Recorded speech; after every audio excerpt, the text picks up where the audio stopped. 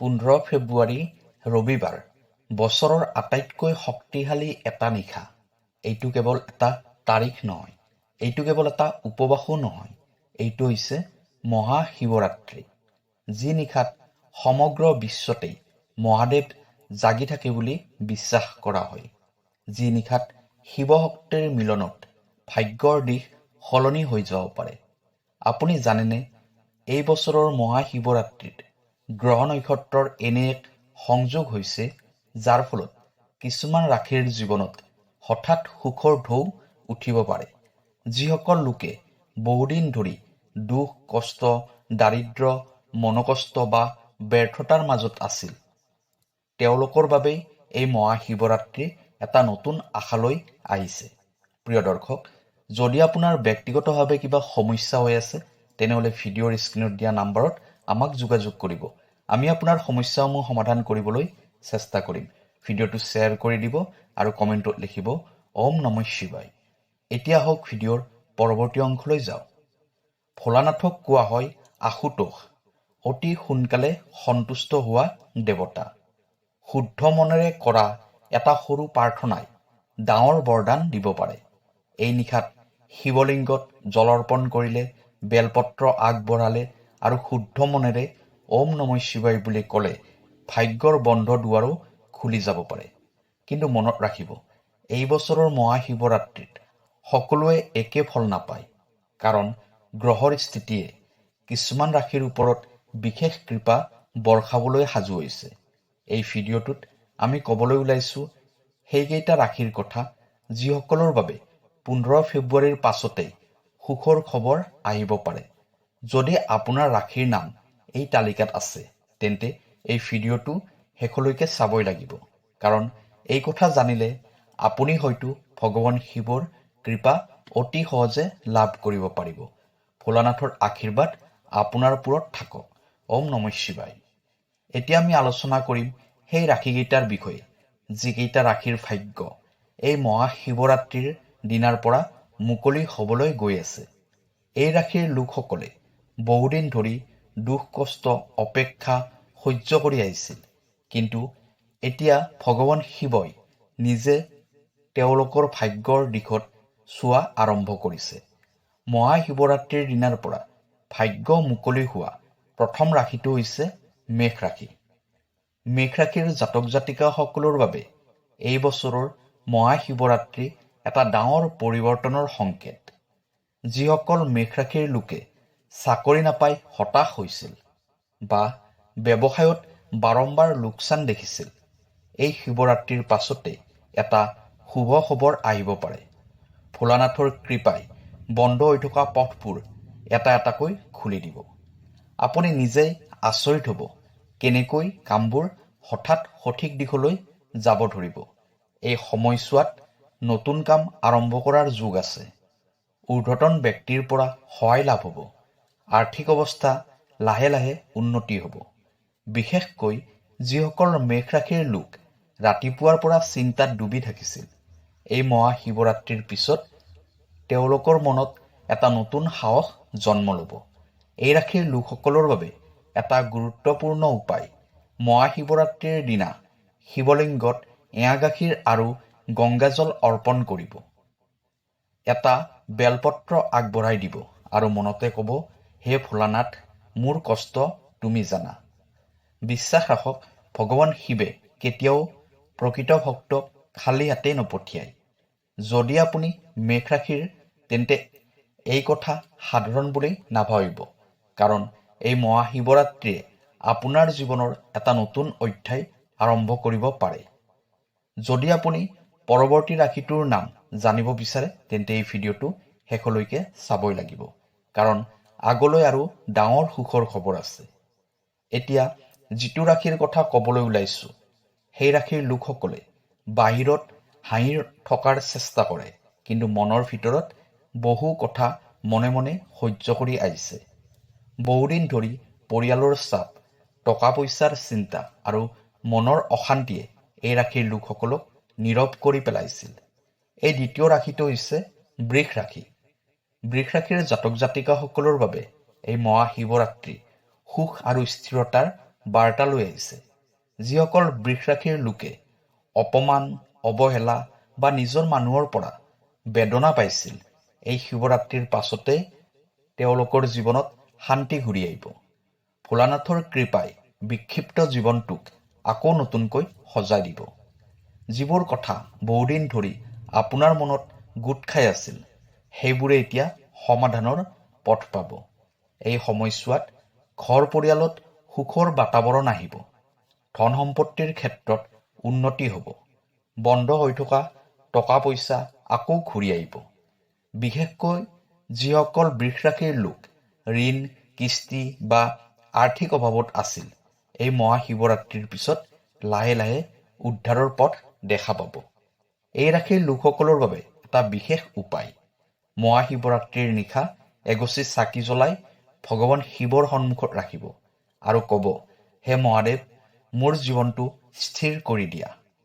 ভগৱান শিৱ শান্তি ভালপোৱা দেৱ হয়। যিসকলে ধৈৰ্য ধৰি আছিল, তেওঁলোকক তেওঁ কেতিয়াও নিৰাশ নকৰে। যদি আপুনি বৃষৰাশিৰ, তেন্তে এই কথা মনত ৰাখিব, এই শিৱৰাত্ৰি আপোনাৰ বাবে কেৱল উপবাস নহয়, ই হৈছে ভাগ্য সলনি কৰাৰ সুযোগ। এতিয়া আগলৈ আহি আছে এনে এটা ৰাশি, যাৰ ভাগ্য এই নিশাত চমক লগাবলৈ ওলাইছে। এতিয়া যি ৰাশিৰ কথা ক'বলৈ ওলাইছো, সেই ৰাশিৰ লোকসকলে কেতিয়াও সহজ পথ বাছনি নকৰে। সংগ্ৰামেই যাৰ জীৱনৰ সৰ্বদা সংগী হৈ আহিছে। এই ৰাশিৰ লোকসকলে নিজৰ দুখ কেতিয়াও আনৰ আগত প্ৰকাশ নকৰে, কিন্তু ভগৱানৰ ওচৰত নিশ্চুপে সকলো কথা ক'ব জানে। এই তৃতীয় ৰাশিটো হৈছে সিংহ ৰাশি। সিংহ ৰাশিৰ জাতক জাতিকাসকলৰ বাবে এই মহাশিৱৰাত্ৰি মান সন্মান আৰু শক্তিৰ বাৰ্তা লৈ আহিছে। যিসকল সিংহ ৰাশিৰ লোক দীৰ্ঘদিন ধৰি নিজৰ যোগ্যতা থকাৰ পাছতো অৱহেলিত হৈছিল, এই শিৱৰাত্ৰিৰ পিছত তেওঁলোকক চিনি পাবলৈ আৰম্ভ কৰিব। ভোলানাথৰ কৃপাই আপোনাৰ ভিতৰৰ নেতৃত্ব শক্তি জাগ্ৰত কৰিব। আপুনি যি সিদ্ধান্ত ল'ব, সেই সিদ্ধান্তত আত্মবিশ্বাস থাকিব আৰু সফলতাৰ পথ নিজে নিজেই খুলি যাব। এই সময়ছোৱাত চাকৰি বা ব্যৱসায়ত ডাঙৰ সুযোগ আহিব। উচ্চপদস্থ লোকৰ সমৰ্থন লাভ কৰিব। সমাজত নাম আৰু সন্মান বৃদ্ধি হ'ব। বিশেষকৈ যিসকল সিংহ ৰাশিৰ লোকে নিজৰ প্ৰতিভা লুকাই ৰাখিছিল, এই মহাশিৱৰাত্ৰিৰ পিছত তেওঁলোকৰ পোহৰ বাহিৰলৈ ওলাই আহিব। এই ৰাশিৰ লোকসকলৰ বাবে এটা গুৰুত্বপূৰ্ণ সাৱধানতা, এইদিনা অহংকাৰ নকৰিব, কাৰণ ভগৱান শিৱ নম্ৰতাক ভালপোৱা দেৱতা। মনত ৰাখিব, যি মূৰত নম্ৰতা থাকে, সেই মূৰতে মুকুট থাকে। যদি আপুনি সিংহ ৰাশিৰ, তেন্তে এই মহাশিৱৰাত্ৰি আপোনাৰ জীৱনত এক নতুন পৰিচয় গঢ়ি দিব পাৰে। এতিয়া যিটো ৰাশিৰ কথা ক'বলৈ ওলাইছো, সেই ৰাশিৰ লোকসকলে সদায় আনক বুজাৰ চেষ্টা কৰে, কিন্তু তেওঁৰ মনটো কেতিয়াও কোনেও বুজি নাপায়। এই ৰাশিৰ লোকসকল নিজৰ দুখ বুকুত ধৰি ৰাখি আনৰ সুখৰ বাবে নিজক পাহৰি যায়। আৰু ঠিক এই কাৰণতে ভোলানাথৰ কৃপা তেওঁলোকৰ ওপৰত বিশেষভাৱে বৰ্ষে। এই চতুৰ্থ ৰাশিটো হৈছে তুলা ৰাশি। তুলা ৰাশিৰ জাতক জাতিকাসকলৰ বাবে এই মহাশিৱৰাত্ৰি সম্পৰ্ক আৰু শান্তিৰ নতুন অধ্যায়। যিসকল তুলা ৰাশিৰ লোক প্ৰেম, দাম্পত্য বা পাৰিবাৰিক সম্পৰ্কত ভাউন অনুভৱ কৰিছিল, এই শিৱৰাত্ৰিৰ পিছতে সেই ভাউন আকৌ মিলিত হ'ব। ভোলানাথৰ কৃপাই ভুল বুজাবুজি আঁতৰাই বিশ্বাস ঘূৰাই আনিব।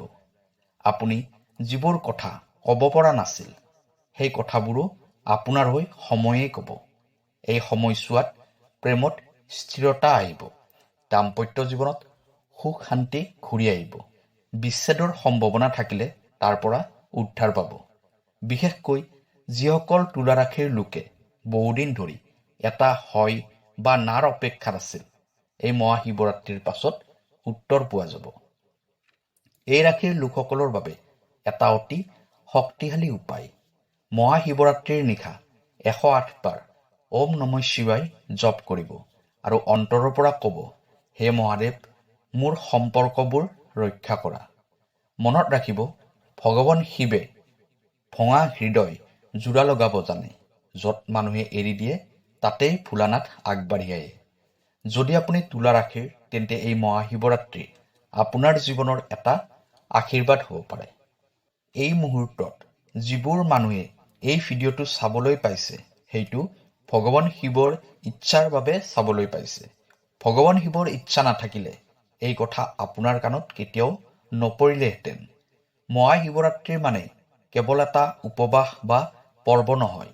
এইটো হৈছে আত্মা আৰু শক্তিৰ মিলনৰ নিশা, যি নিশাত ভগৱান শিৱে সকলো ভক্তৰ প্ৰাৰ্থনা শুনে।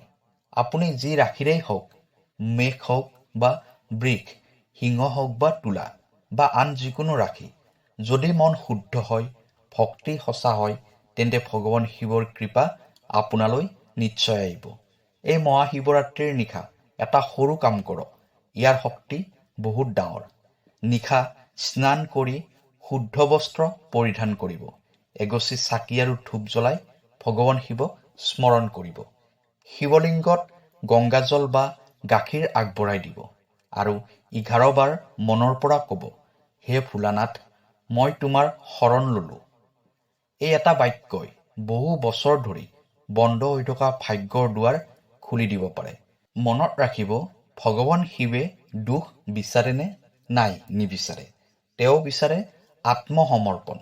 যিদিনা আপুনি নিজক ভঙা বুলি নাভাবি ভগৱান শিৱৰ হাতত নিজকে সমৰ্পণ কৰিব, সেইদিনাৰ পৰাই আপোনাৰ জীৱনত পৰিৱৰ্তন আৰম্ভ হ'ব।